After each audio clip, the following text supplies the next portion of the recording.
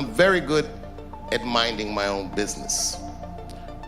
Dave Chappelle exposes Oprah as being a handler for Hollywood elites. American comedian and actor Dave Chappelle has exposed Oprah Winfrey's secrets as a handler for evil Hollywood elites. Kanye West would have been locked up and forgotten in a mental institution forever. Currently occupying number 24 on Forbes' 100 Most Powerful Women Worldwide, Oprah Winfrey has continued solidifying her power and influence as a generous philanthropist for over 2 decades. But that public image has been shattered by brave individuals like Dave, who have exposed Oprah and all the dirty secrets she has been guarding closely. By the way, did you know that Elliot Page might have been forced into becoming a trans male? You'll be shocked by the details of these secrets. Just before we give you the details of Oprah's secrets, please click on the like, share, subscribe, and notification icons so you can help us to keep you updated regarding celebrity news and scandals. Done? Thank you. Let's dive right in. In a recent shocking revelation, Dave Chappelle revealed that Oprah Winfrey is one of the many handlers working for evil Hollywood elites. Oprah has her fingers fully dipped into her nasty businesses, some affiliated with different forms of sexual assault, career victimization, and even human trafficking. Yes, it is the same gentle-looking, all-smiling Oprah Winfrey you've seen on your TV for decades. What we've always seen is her public, philanthropic personality. But behind the curtains, she deals in many shady, dirty businesses in the interests of her pocket and the powerful Hollywood elites she works for. If Oprah says your Hollywood career is over, then it is over. Wondering how this is possible? A clear instance is the recent case of Oscar-winning Maryland-born actress Monique Angela Imes, who accused Oprah of deliberately destroying her acting career. Monique is an American actress who starred in the 2009 movie Precious. The film was directed by Lee Daniels and produced by Oprah and Tyler Perry. The film was a massive success, earning Monique her first and only Academy Award for Best Supporting Actress. Due to the movie's incredible success, the producers wanted Monique to go on a press tour so that she could take advantage of the buzzing popularity of the movie. But Monique declined because she was already busy taking care of her family and was on a comedy tour. Apart from that, she didn't want to go on tour since she wasn't going to get paid. That alone was enough for her to decline the offer, as she wasn't ready to do it for free. That was the beginning of her troubles. For refusing to go on tour for free, Lee Daniels threatened that it wouldn't play out well for her. After that encounter, the media suddenly changed the narrative about her, pushing the idea that she's a difficult person to work with. It was at this point Monique realized that she had stepped on the toes of the powers that be of Hollywood.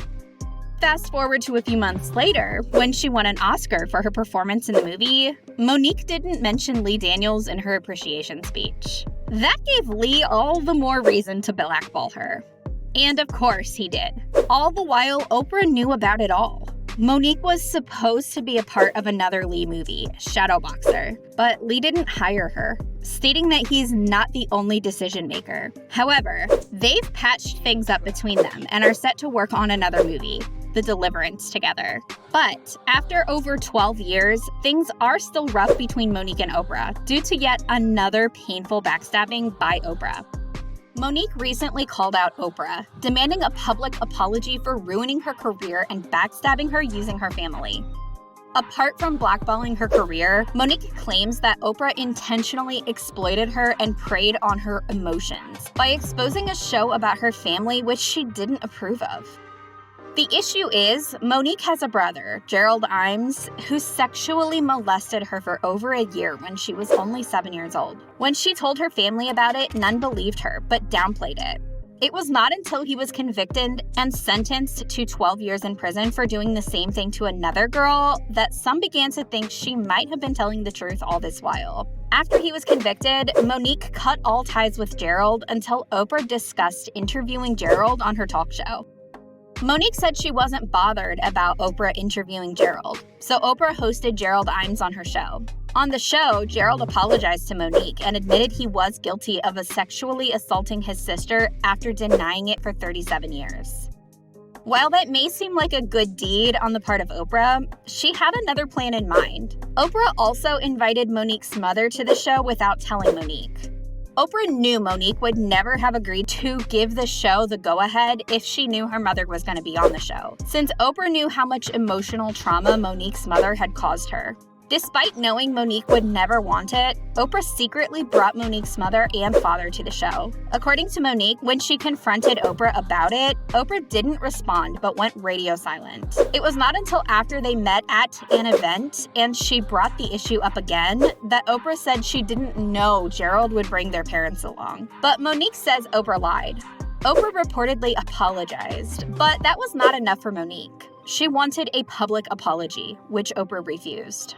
Apart from destroying the career of her critics and anyone who speaks out against her, Oprah has also been linked with numerous criminal acts, such as sexual abuse and human trafficking. It is not a secret that Oprah has been known to be a close associate of publicly known sexual offenders. Some of these include convicted Harvey Weinstein, Jeffrey Epstein, and Russell Simmons, who more than a dozen ladies accused of sexual assault. She was not only their associate, but even their celebrity platform to promote them. Many celebrities believe that Oprah knew about Harvey's sexual assaults on women, but turned a blind eye. Some celebrities, such as Rose McGowan, believes Oprah not only acted ignorant, but also protected these sex offenders by threatening victims. On a since-deleted tweet, Rose posted a picture of Oprah pecking the disgraced Harvey Weinstein on the cheek with a tweet which read, "I am glad more are seeing the ugly truth of Oprah. I wish she were real, but she isn't." From being pals with Weinstein to abandoning and destroying Russell Simmons' victims, she is about supporting a sick power structure for personal gain. She is as fake as they come. #Lizard. Russell Simmons, Harvey Weinstein, and Jeffrey Epstein aren't the only sex offenders Oprah has been involved with over the years. She has also been involved with a convicted Brazilian sex offender and human trafficker called John of God. John of God was accused of sexual abuse by more than 300 women and was sentenced to 63 years in prison. Oprah promoted John as a spiritual healer and even traveled to Brazil to stage an interview with the man. When the allegations of SA against John became public, Oprah deleted every interview and picture she took with the man. But the damage has already been done. She already recommended the man to the world. Coincidentally, it was at this same time that she opened an all-girl high school in South Africa in 2007. Unsurprisingly, in 2010, the school matron, Virginia Makobo, was charged with 14 counts of sexual and physical abuse on 6 girls. This may seem unconnected to Oprah, but it is often said that people often partner with only like-minded people. Another like-minded handler for Hollywood elites is Harley Pasternak, Kanye West's former personal trainer. Harley is a celebrity trainer who has trained notable celebrities such as Lady Gaga, Kim Kardashian, Rihanna, Halle Berry, Katy Perry, and Kanye West. Last year, Kanye engaged in a series of anti-Jewish remarks that cost him several lucrative partnerships with brands like Balenciaga and Adidas. Kanye alleged that some very powerful Jewish elites control Hollywood. After these allegations, Kanye tweeted in a since-deleted post that he was threatened by his former trainer Harley, who is Jewish, with text messages. In the text, Harley gives Kanye 2 options. The first option read, "I'm going to help you one of a couple ways. First, you and I sit down and have a loving and open conversation, but you don't use cuss words and everything that is discussed is based on fact and not some crazy stuff that a dumb friend of yours told you or you were in a tweet." The second option wasn't so loving. It read, "Second option, I have you institutionalized, again, where they medicate the crap out of you, and you go back to Zombieland forever. Playdate with the kids just won't be the same." In a follow-up tweet, Kanye said, "This is how a Hollywood trainer speaks to a far more influential Black celebrity when we get out of line."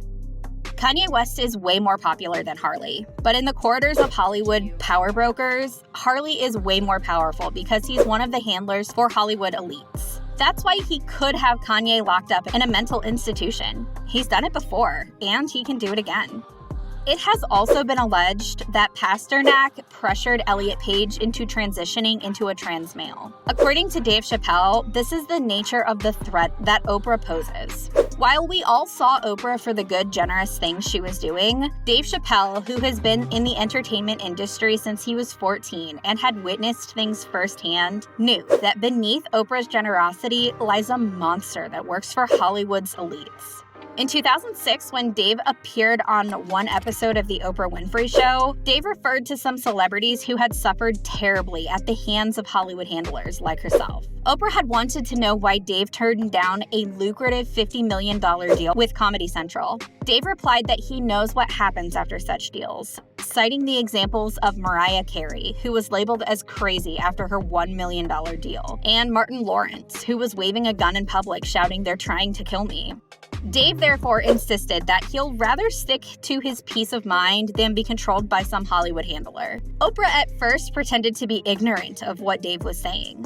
Later on, she was visibly angry with him. She even tried to get him to admit he was crazy. The truth is, in the corridors of Hollywood, crazy things happen, and people are not who they appear to be in public. Like a netizen wrote, "The evil people often disguise themselves by doing good in the public eye. But while the cameras are off, they do the most horrific things." Another says, "Oprah is evil. I'm so disappointed in her. Just too many things she has done that are disgraceful, including what she did to Monique." Yet another fan says, "I've always known that she was some kind of evil. Nobody gets that wealthy off of one TV show, whether they own their own network or not. She was the perfect channel to pump agendas and thought patterns." What do you think? Do you think Oprah is truly a handler for evil Hollywood elites? Do you think she actually profits off the pain and suffering of others as opposed to her public TV generosity? What advice do you have for Dave Chappelle? Please share with us in the comment section below. And remember to like, share, subscribe, and turn on the notification bell. Thanks for watching, and see you in the next video.